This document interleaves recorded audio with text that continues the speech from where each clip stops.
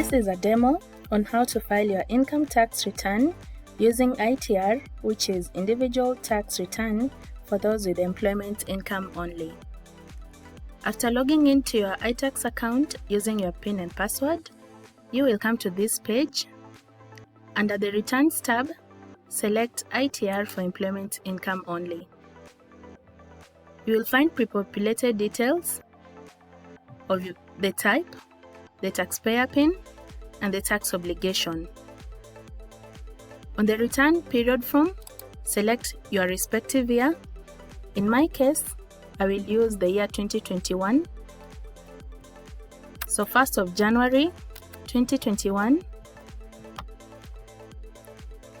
The return period 2 will automatically pick to 31st of December 2021.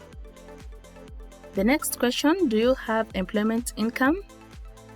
Remember, this is a return for those with employment income only.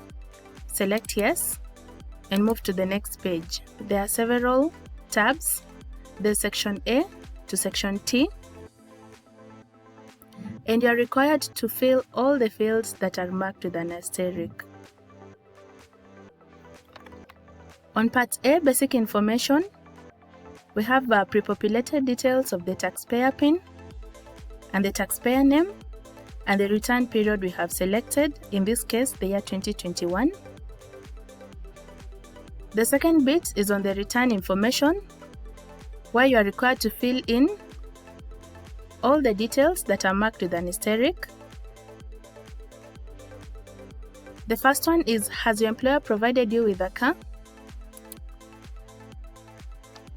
If you select yes, that you've been provided with a car, another section will pop up, section I, where you'll be required to fill in the details of the car for the purposes of computing the value of car benefit. Here you're required to fill in the make of the car, the engine capacity, the registration number, the body and the type of car, and the cost owned of car, and the period of use during the year. After filling in all the details, you will get the total value of benefit. In my case, I'll pick no. The second bit is if you have mortgage. If you select yes, a section J will open up, where you are required to fill in the details of the lender for purposes of computing the mortgage interest. In this case, you are required to obtain the mortgage certificate from your respective lender. So here you are required to fill in the PIN of the lender, that is from the certificate given, the mortgage account number, the amount outstanding at the year end, the name of the lender, the amount borrowed, and the amount of interest paid. You are supposed to fill in all the details for purposes of computing the mortgage interest, which is calculated automatically at the rate of 15%. So after filling in, you will be able to get the total amount of interest paid for the respective period. In my case, I'll pick no. The same applies to WASP. As of now, this is not applicable, so we will pick no. Then there is, do you have life insurance policy? So if you select yes, another section will pop up, section L, for purposes of computing your insurance relief. And here, you'll also be required to obtain the certificate from the respective insurance firm. In this case, you will fill in the insurance company, the PIN of the insurance company. The type of policy has to be either life, education, or health. Just those three, those are the three. Here, you'll be required to fill in the PIN of the insurance company.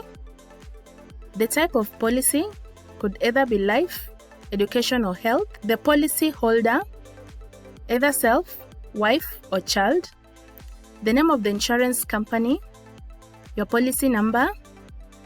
If it's for the child, the age of child, the commencement date and the maturity date, the sum assured, the annual premiums paid, and then the amount of insurance relief will automatically be given by the system. So these details you obtain from the certificate that you get from the insurance scheme. In my case, I will say no, I don't have a life insurance policy. Then do you earn income from a foreign country? I don't. And have you been issued with an exemption certificate for disability?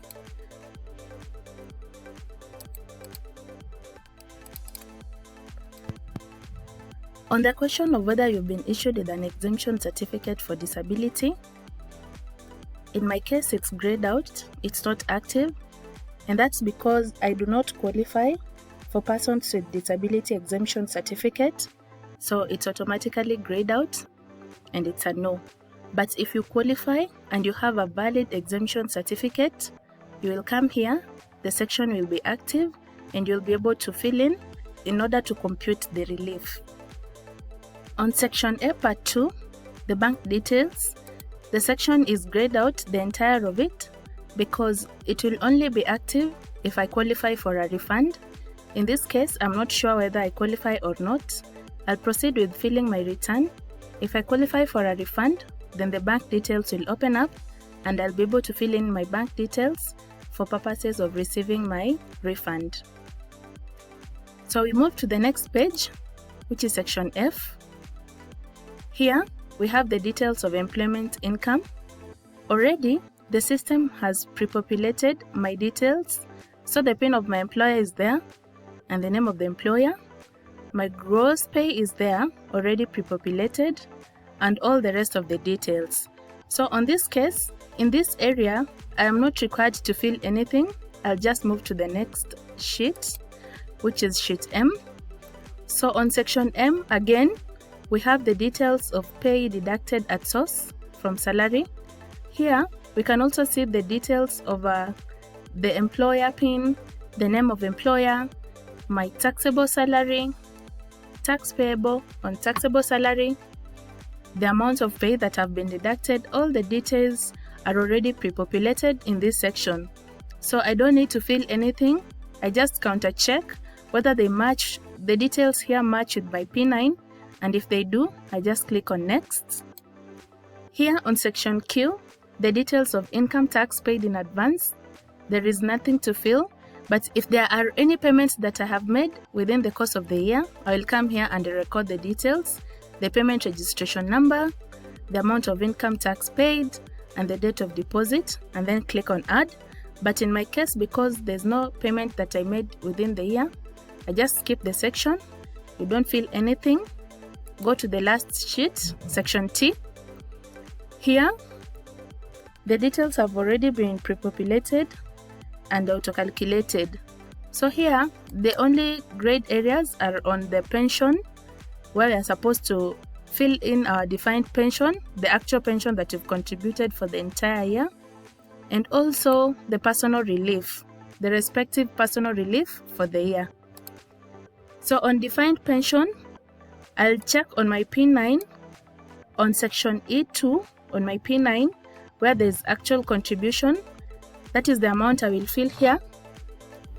And also for the year 2021, the personal relief was 2,400 or 2,400 in a month, which is equivalent to 28,800 in a year. So on personal relief, I'll key in the amount as 28,800. And then on tax due / refund due, my balance is 0, meaning I don't have a refund. If it was a negative value, that would indicate that I have a refund.